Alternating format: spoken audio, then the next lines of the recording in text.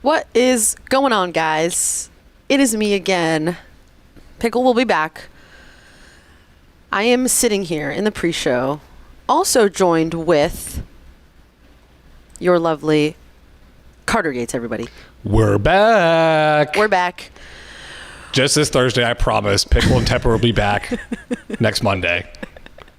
And we back.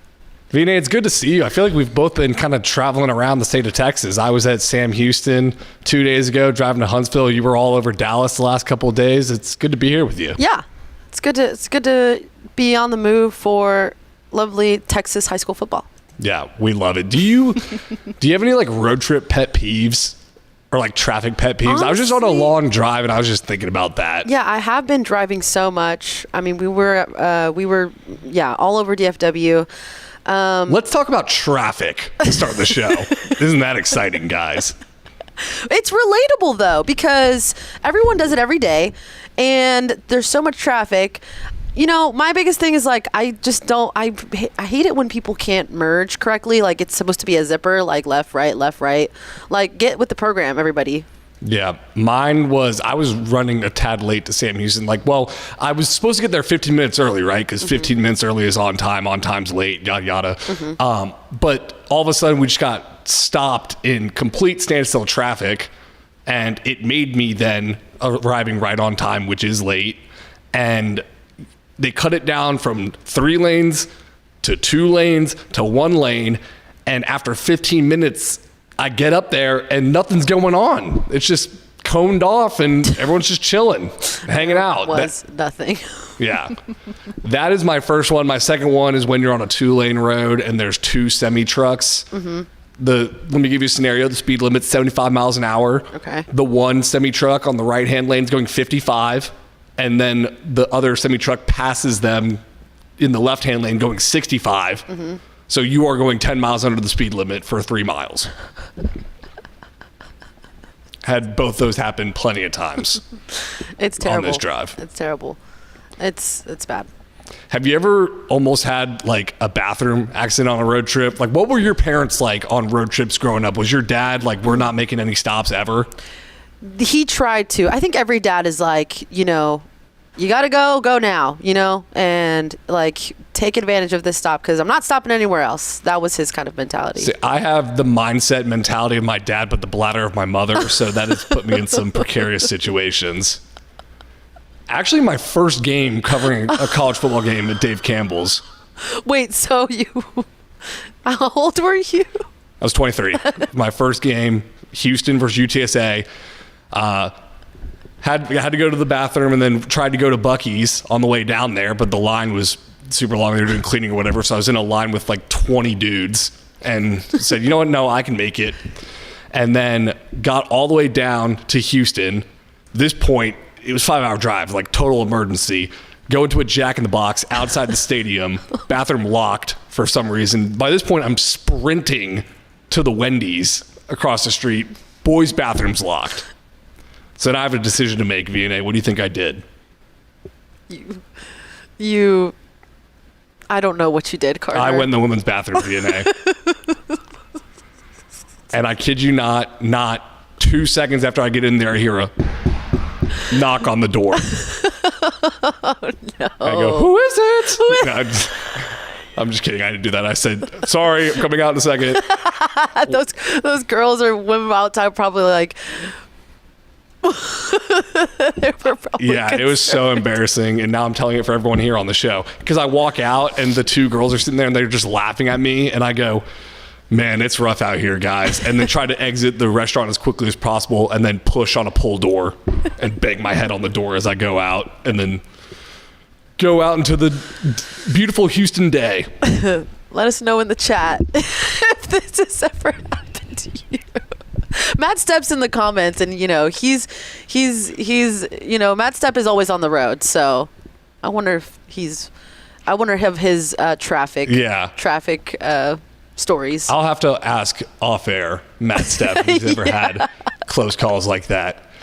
All right, V&A, that'll do it for the pre-show before the free show. Roll it.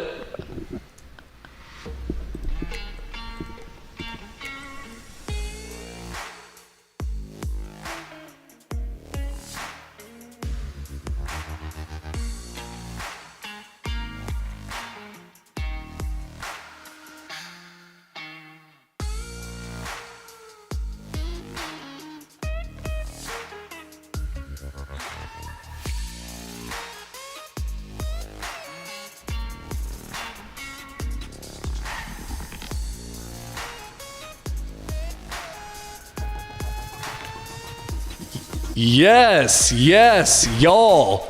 From the Dave Campbell's mothership in beautiful Lewisville, Texas, it is Texas Football Today.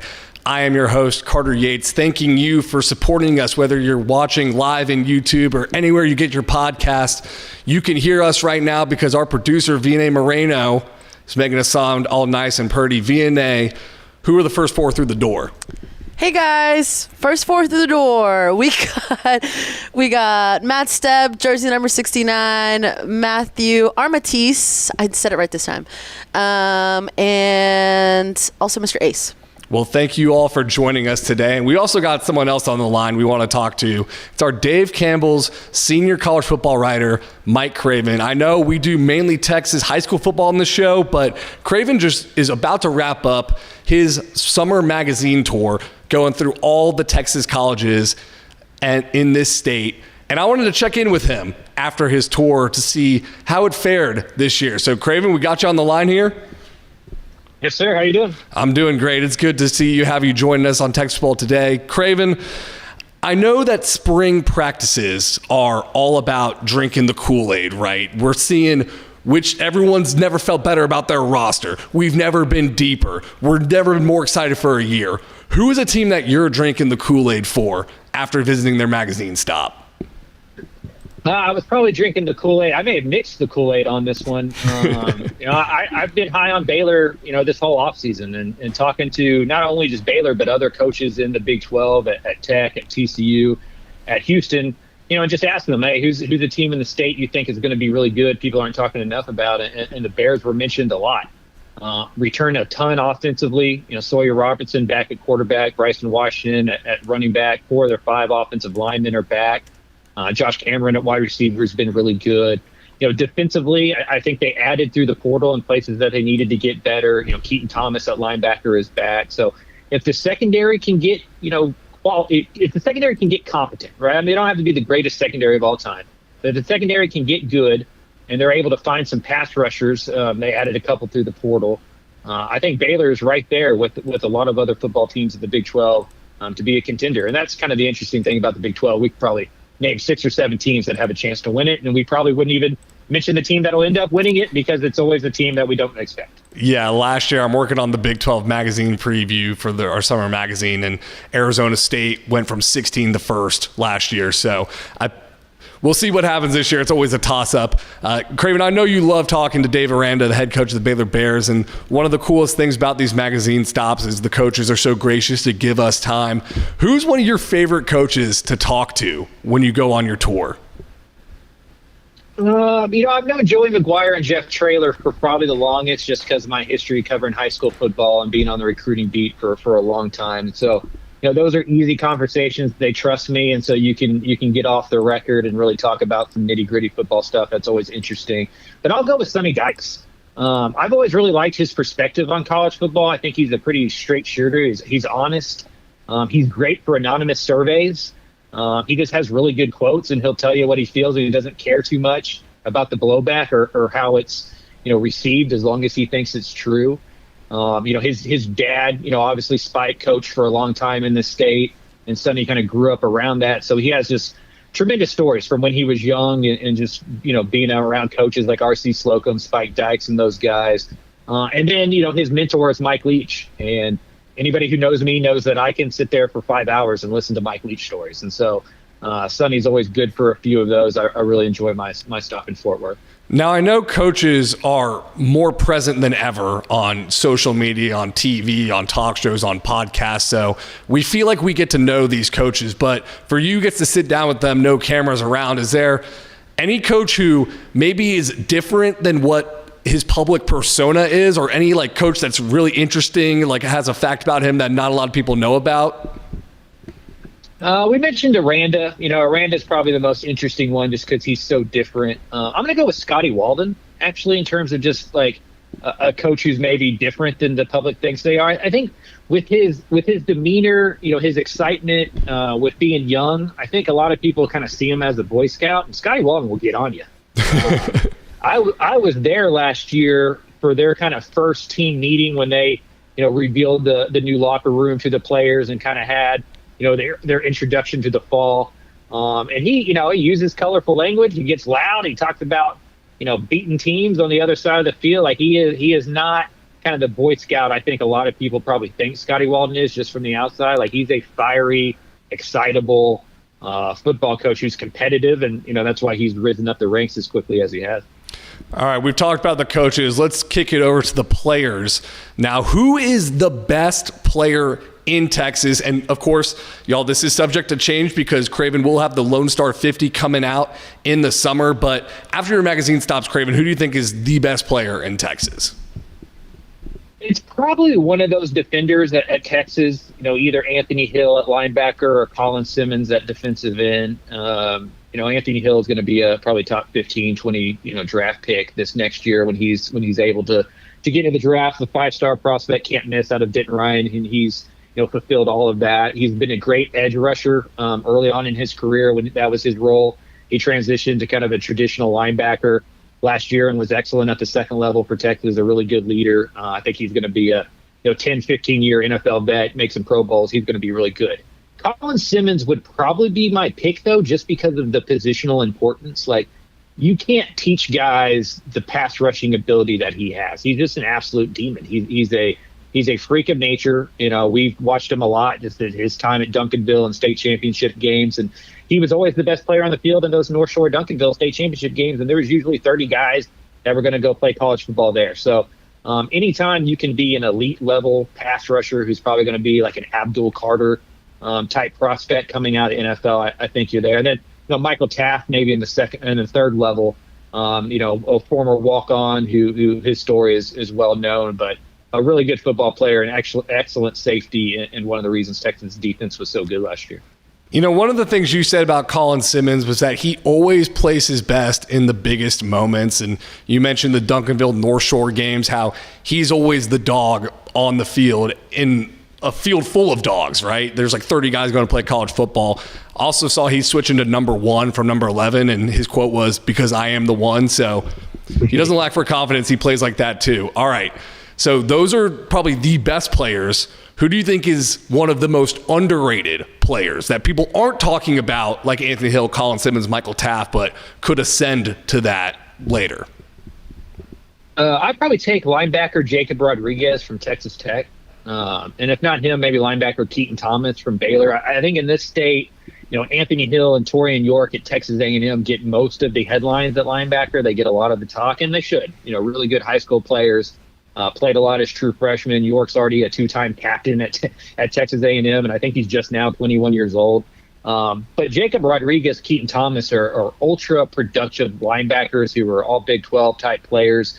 Bringing Jacob Rodriguez back, I think, is a victory for NIL. We kind of talk about NIL a lot as the boogeyman, but for some players, it's allowed them to play an extra year or two of college football where they don't have to make that choice between being a broke college student and going and getting paid in the professional level. They can get paid and play at the college level, maybe take another year or two of development if they're, a mid to late round draft pick. And, at Tech, I think historically, we always talk about the offense. Last year, the defense was really bad, which is why, they made a change at defensive coordinator in the offseason. But Jacob Rodriguez and that linebacker core in general is really good in Lubbock. I think he's going to be really good again.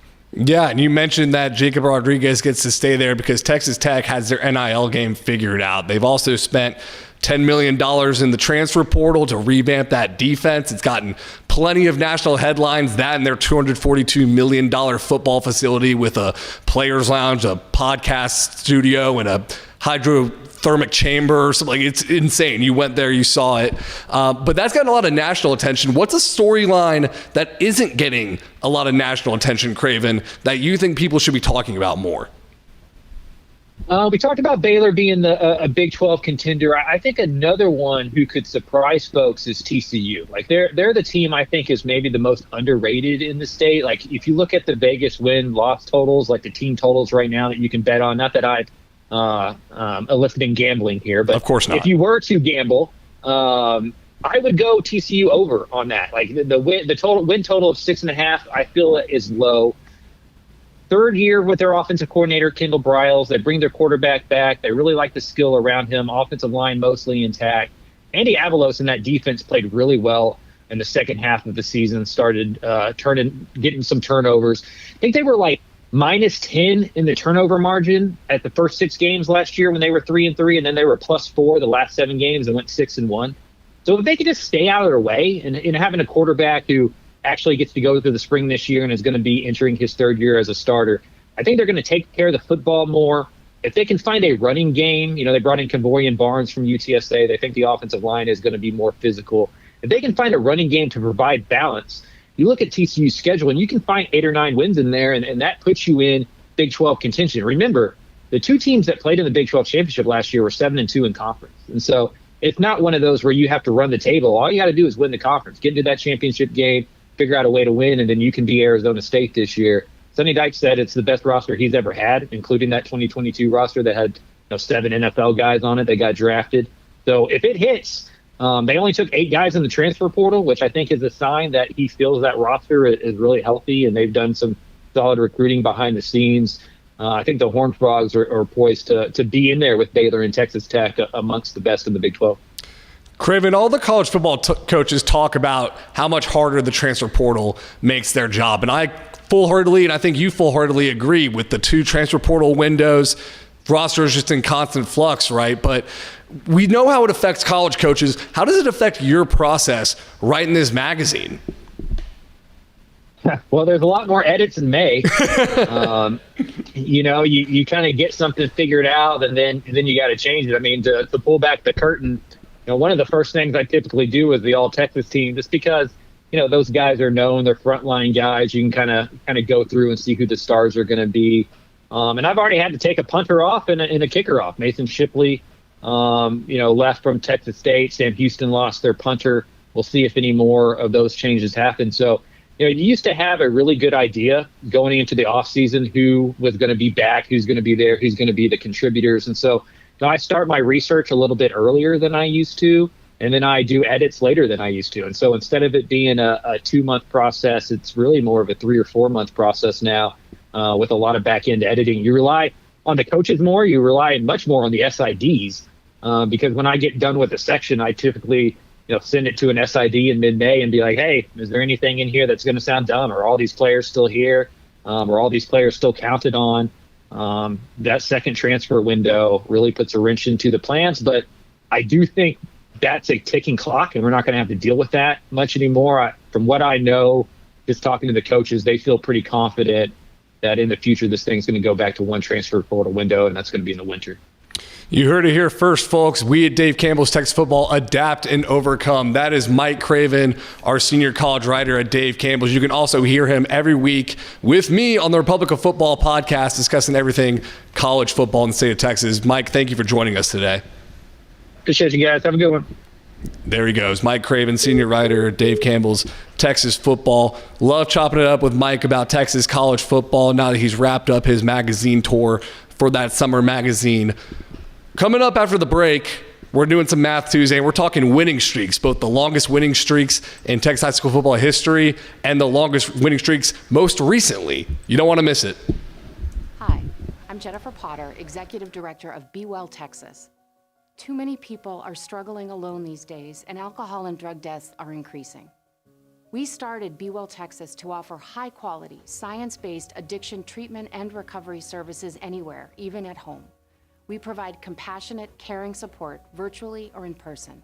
In many cases, there is no cost for treatment if you don't have insurance. Really. Welcome to Be Well Texas. We're glad you're here. Hey DFW residents, get your grocery essentials in minutes, not hours or days, with Wing Drone Delivery. Forget about last-minute trips to the store when you need things like cereal for breakfast before school, medicine for a cold, or snacks for a movie night. Wing's drones get you quick, no-contact delivery in as fast as 15 minutes.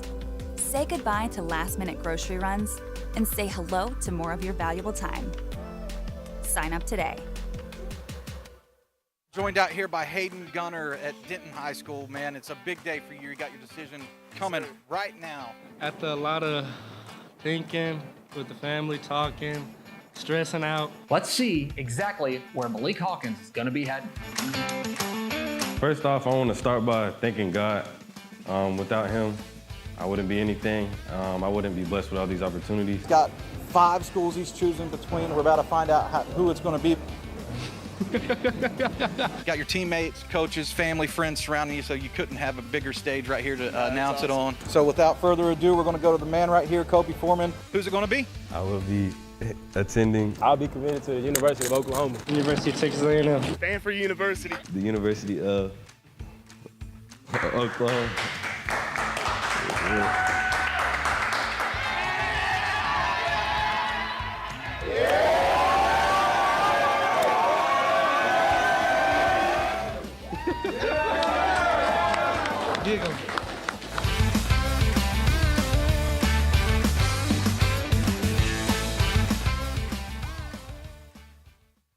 Every legend starts with a vision. For Dave Campbell, that vision was clear. Tell the story of Texas football like never before. In 1960, he built something no one had before, a magazine that became the Bible of Texas football. Coaches, players, and fans didn't just read it, they lived by it. His words shaped the game. His vision built a legacy. And his name? It will always be written in the story of Texas football. Dave Campbell's Texas Football, where legends begin. Welcome back into Texas Football Today. I'm your host, Carter Yates. With me in the studio is our producer, Vianney Moreno. Vianney, are you ready to talk some winning streaks in Texas high school football? Have never been more ready. Well, then give me my theme music.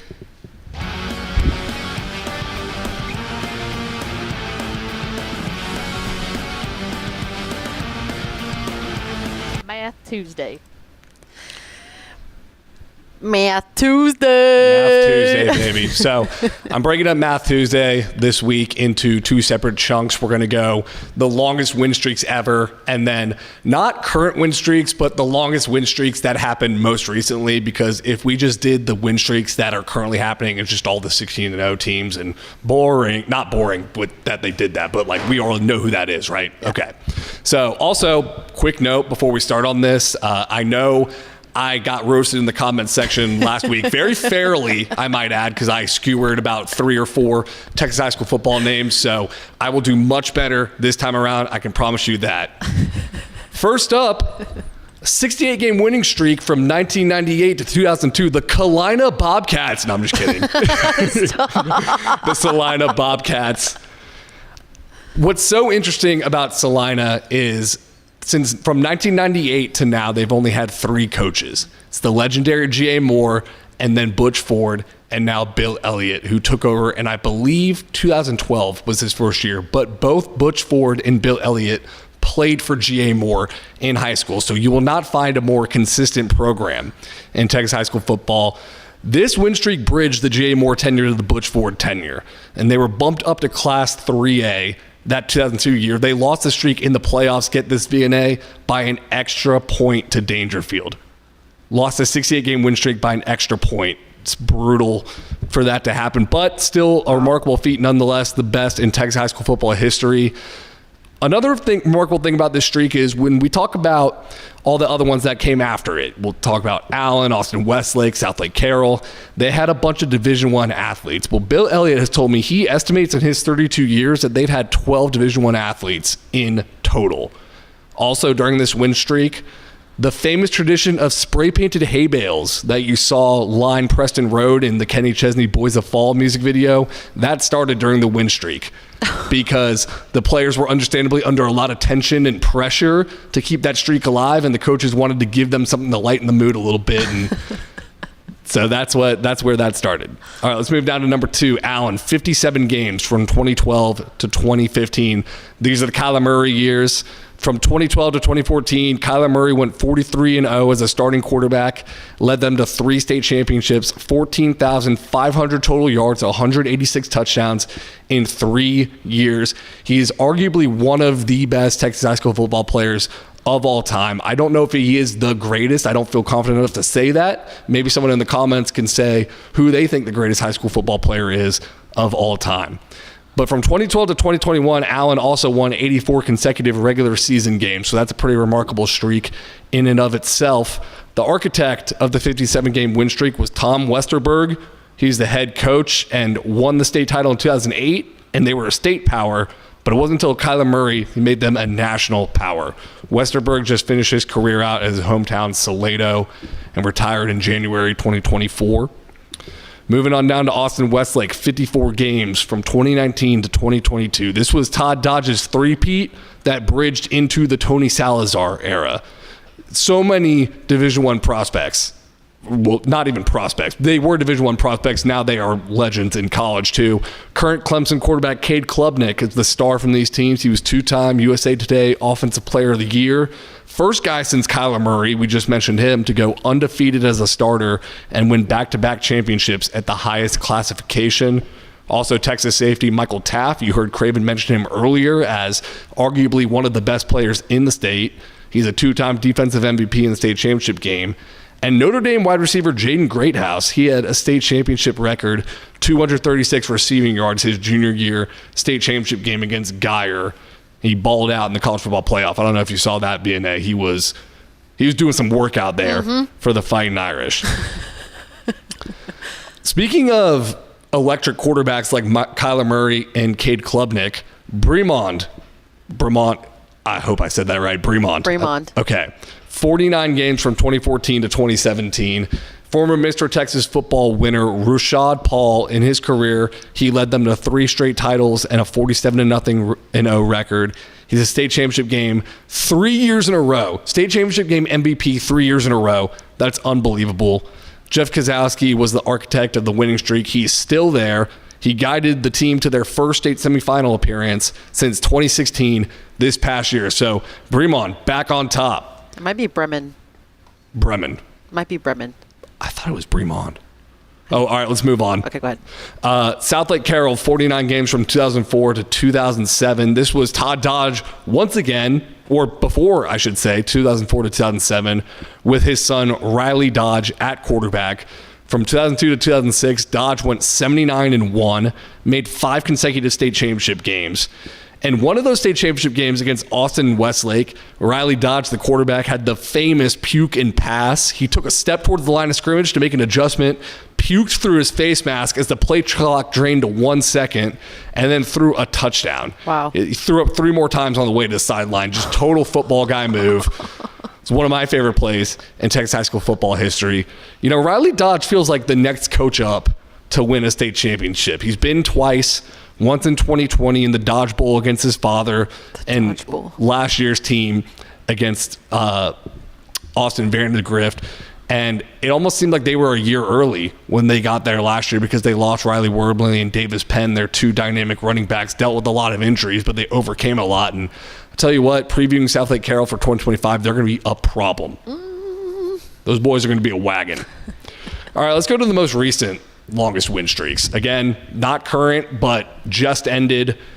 We got up top Gunner, 32 games from 2022 to 2024. I wonder, and people can talk in the comments about this, was the 2023 Gunner team the best in program history, or was it the 2016 team with Dylan Jansen, Braden Clopton? I think I give the edge to 2023 to Gunner because they had arguably the most fun player of all time in quarterback Walker Overman. I've never seen a quarterback more perfectly suited to run that pistol option. He was about 5'5", 145 pounds soaking wet. You could not see who had the football back there when he'd squat down to take the snap, would fake a handoff, the defender standing in the hole, and Overman would launch like Sonic the Hedgehog into the guy's chest and knock him back. One of the most electric players I've seen in Texas high school football. Gunner lost his streak because they played Salina and Anna in non-district last season, but I actually think that set them up for the state championship run that brought them closer together. VNA, I'm going to take a drink of water because I'm very thirsty. What do you think of those Gunner teams? Go ahead. I do want to add, Matt Stepp said that you are correct. It is Bremond. Yes. Dub. Never a doubt. Dubbed it. Number 2, Malakoff, 31 games from 2023 to 2024. The 2 best players on this team for me were quarterback Mike Jones, who? and tight end linebacker Parker Poteet. Both are going to Trinity Valley. Let me rubber stamp this right now. You're going to see Parker Poteet in Power 4 football in 4 years. I mean, dude is a stud. He's going to transfer up the ladder of college football and make his way onto a Power 4 roster. That is my bold prediction. The 2024 season, they had to beat Madison by 1 point and overcame a 12-point deficit in the semifinal game to beat Paradise. And they were just beaten up and bloodied heading into that Columbus game. They fell 48-14. That was when that streak stopped. Aledo, 30 games from 2022 to 2024. This is one of many streaks for Aledo. They also had 31 games from 2016 to 2017, 30 games right here, and 29 games in 2009, 2010.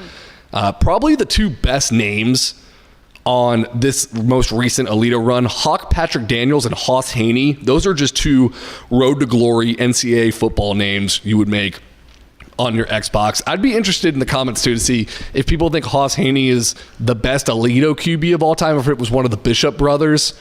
He's definitely got an argument. I didn't realize how fast this dude was until we got to the state championship game, and he ran like a 4.4, and I saw him take off, and I was like, oh, he legit has that type of speed. I was also at the Denton Geyer versus Aledo game, the season opener of 2024, when Aledo's streak ended.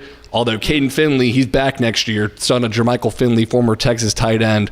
He was a monster with 2 touchdowns, one coming out of halftime where he made the entire defense miss. I'm not kidding. He made almost all 11 players miss on one play. Wow. All right, number 4, Albany, 27 games from 2022 to 2024. We talked about them last show. Denny Faith, the longest tenured coach at a single high school, he finally gets his back-to-back championships. Their defensive slogan was no daylight, no air. And to represent how dominant and scary this team was, Vienna, can we throw up the kicker from that 2023 championship team? They ran out with this kicker, who was also Zane Wagner. He was their defensive end, offensive tackle, and kicker. That is the most terrifying kicker I've ever seen. Perfect stance. Yeah. So those Albany teams were absolutely loaded. All right. Last win streak, number 5, the DeSoto Eagles, 23 games from 2022 to 2024. When I saw DeSoto in the state championship game in 2023, I said, I have never seen someone throw a prettier football than DJ Bailey's throwing right now against Summer Creek. It was a sight to see. The game was not a sight to see. It was kind of a massacre. They beat the brakes off Summer Creek 70-14. It was not a game after the first half of the first quarter. It was game, set, match that Saturday night to close it out. But complete domination from that DeSoto team. That streak ended against Longview, I believe, this last season in the playoffs. And I could have told you that streak was going to end when I saw the DeSoto players warming up shirtless because it was so cold out there. And I swear, teams who try to work out shirtless when it's super cold out, being like, oh, it's not cold at all, we're totally fine, we're warm in this weather, they go over every time. They lose every time. You can admit it's cold, guys. So that was how that streak ended. Those are the 5 most recent Texas high school football winning streaks. Good stuff. That'll do it for Math Tuesday, and that'll do it for the show. Thanks for sticking around with us, guys. I want to include some final thoughts real quick. Yeah. This is America's second favorite segment. I just want to let the audience know that Tepper and Ashley will be back on Monday. Carter, what have you been up to? What have you been up to in high school world? Yeah, I have a feature that came out today on the top 5 most intriguing head coaching hires in Texas high school football. Coach Ricky Meeks at Henderson taking over at a program where his father, Dickie Meeks, won the program's only state championship. Nick Caduti from Fulshire is now at Klein, taking that vaunted rushing attack to the Bearcats over there. So check that out. And then also last week, I wrote a feature on Cade Whitehead, a Stephenville kicker who has a remarkable story. Whataburger Super Team awarded the Whataburger Super Team. He's now going to Nelson University, and he did not play football until middle school when he could play as a kicker because his uncle was actually paralyzed playing football. But remarkable story about family, honoring your family while also honoring Stephenville Yellow Jackets and playing football. So kind of what Texas high school football is all about there. He is our high school senior writer. Carter Yates. Let's freaking go. That was awesome. Great show. Yeah, there we go. We held down the fort. I don't think it's burning down. Not yet. We check. Everything's good. Tepper and Pickle will come back to the set Monday. Thank you guys for spending your Thursday with us. And we're signing off. Signing off. Bye.